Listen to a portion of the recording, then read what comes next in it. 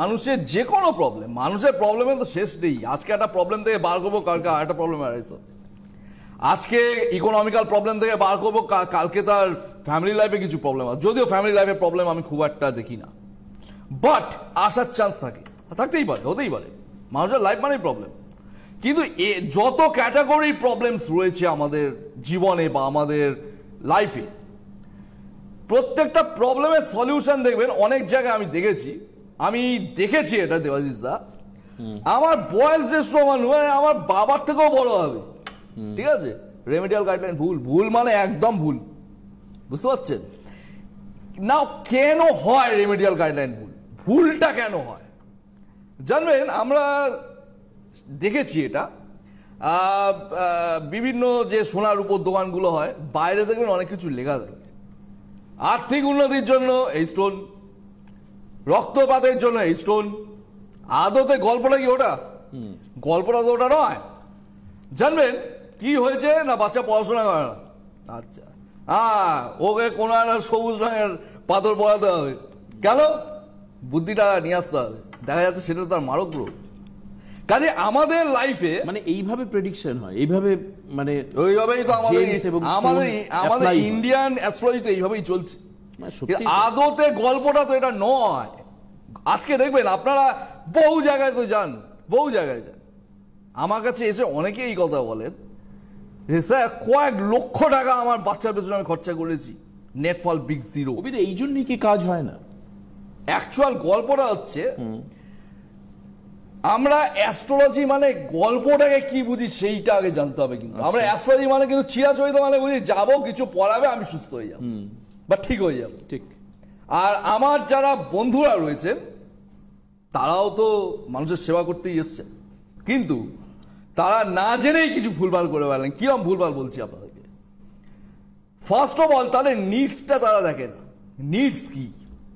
যেমন ধরুন একটা 13 বছর কি 14 বছরের একটি মেয়ে, তার কাছে হয়তো গেছে বা কোনো ব্যক্তির কাছে গেছেন, আচ্ছা, তা আমি তাকে জিজ্ঞেস করবো তার নিডস কি। তার নিডস পড়াশোনা না হতে পারে, সবসময় যে পড়াশোনা 13-14 বছরে হবেই এমন কোনো গ্যারান্টি নেই। তার নিডস থাকতে পারে যে আমি ভবিষ্যতে ফ্যাশন ডিজাইনার হব, তার জন্য আমাকে এখন থেকে কিরকম ভাবে প্রিপারেশন নিতে হবে, পুরো প্ল্যানটা।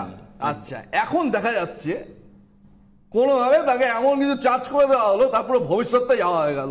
আমি দেখেছি এগুলো, আমি দেখেছি। একটা স্টোন পড়িয়েছে, ভুলভাল টাকা চলে গেছে, ভুলভাল সঙ্গের দোষে পড়ে গেছে। না ওয়াই? তাহলে এদের কাছে গিয়ে আমরা লক্ষ লক্ষ টাকা খরচা করি কেন? তার কারণটা হচ্ছে জানবেন, আমাদের কিছু অ্যাডভার্টাইজমেন্টের ঝলক রয়েছে। আচ্ছা, ঠিক আছে, অ্যাডভার্টাইজমেন্টের ঝলক। আজকে এমসিওপি থিওরি কেন আমাকে আনতে হয়েছে ভারতবর্ষের বুকে? কেন? এমসিওপি থিওরি তো এখানকার সাবজেক্ট নয়। এমসিওপি থিওরিটা অ্যাকচুয়াল ফাদার থিসিস হচ্ছে সিঙ্গাপুরের। ঠিক। এর যে থিসিসটা রয়েছে, মানে র মেটেরিয়াল যেটা, এটা কিন্তু সিঙ্গাপুরের সাবজেক্ট, এটা এখানকার সাবজেক্ট নয়। দেন আমি কেন নিয়ে এসছি এটাকে এখানটায়? তার কারণ একটাই, জানবেন, ওই 1000 ক্যাটাগরির স্টোন পরে লাইফটাকে মানে ওভার সিকিউর করতে গিয়ে লাইফটাকে পুরো 12টা না বাজানোই ভালো, ওভার সিকিউর করার জন্য। আরে আমি দেখছি মানে যে স্টোন তার লাগবে না, মানে সারা জীবনও কোনদিন লাগবে না, সেটাকেও চার্জ করেছে, আবার তার অ্যান্টি স্টোন ওটাকেও চার্জ করেছে, আবার পজিটিভটাকেও চার্জ করেছে। কোনটা অ্যাকশন হবে? মানে পুরো ব্যাপারটা একদম খিচুড়ি পাকিয়ে যায়, জগা খিচুড়ি পাকিয়ে যায়। কেন? তার কারণটা হচ্ছে একটাই, আমরা মানুষের নিডস জানি না। নিডস কি? আমার কাছে ফার্স্ট অফ অল যখন একজন ব্যক্তি আসেন, এমসিওপি থিওরিতে যাদের বুকিং হয়, যাদের স্বপ্ন হচ্ছে 30 দিনের পর থেকে আমি যেন সুস্থ হয়ে যাই, অভিদা, এমসিওপি মাস্টার লেভেল যাদের হয়, একটাই প্রশ্ন জিজ্ঞেস করা হয়, now what's your needs at present time? বর্তমানে আপনার নিডস কি? না আমার ব্যবসা হলেই আমি খুশি। শিওর? আচ্ছা, লিখে দিন। লিখে দিল যে ব্যবসা হলে আমি খুশি, আমার আর কিছু চাই না। তা মানে কিন্তু ব্যবসাতেই হাত লাগাবো, আমি কিন্তু অন্য জায়গায় হাত লাগাবো না। গল্পটা তো এটাই। যেমন ধরুন আমি বলছি কারো ব্রেনে কোনো প্রবলেম হয়েছে, ঠিক আছে, সেখানে ব্রেনেরও ট্রিটমেন্ট চলছে, লিভারেরও ট্রিটমেন্ট চলছে, সম্ভব? ঠিক ঠিক, একদম হতেই পারে না। তা কোথায় প্রবলেমটা? কোথায়?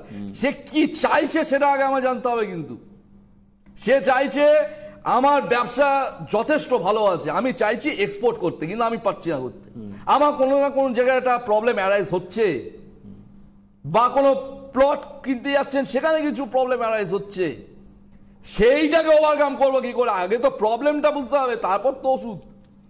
কি করা হচ্ছে? সব চার্জ করে দাও একসাথে, কেউ না কেউ তো খেলবে রে বাবা।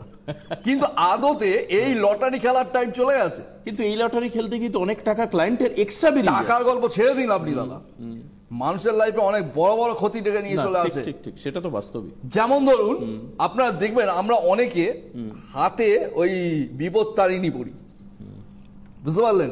হ্যাঁ, পড়ি তো। হ্যাঁ, একদম। আচ্ছা, এই বিপত্তারিণী আমাদের একটা বিশ্বাস যে সেটা পড়লে আমাদের লাইফে কোনো বিপদ আপদ আসবে না মায়ের আশীর্বাদে, এটা আমাদের একটা বিশ্বাস। আর এর কোনো সায়েন্টিফিক রিজন কিন্তু নেই, এটা আমাদের বিশ্বাসের উপর চলে। এই জায়গাটায় লাল কার মানে বোঝেন? কি হবে তাহলে? বলছি শুনুন। হ্যাঁ।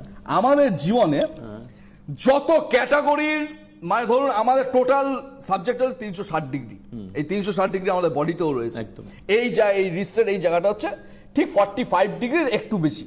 আচ্ছা আচ্ছা, এইবার 45 ডিগ্রিতে আপনি লালটাকে টানছেন, কিন্তু ভালো করে বুঝুন কথাটা, লালটাকে এখানে টানছেন মানে আপনার যদি উল্টো পাল্টা ভাইবস খেলে যায়, আপনার হাত পা এমনিতেই ভাঙবে, যতই বিপত্তারিণী পড়ে থাকুন। আচ্ছা, মানে আমি মঙ্গলের এনার্জি নিয়ে আসছি। মঙ্গলের এনার্জিটা মানে নিয়ে আসছেন। আচ্ছা। 45 ডিগ্রি মানে which is connected to north east, আচ্ছা। সেখানে লাল চলেই না। আচ্ছা, এবার এই বিধানগুলো আমি কাকে বোঝাবো? কাকে বোঝাবো আমি এই বিধানগুলো? ঠিক আছে, আর অনেক এখানে বলে এটা হচ্ছে 255 ডিগ্রির জায়গা,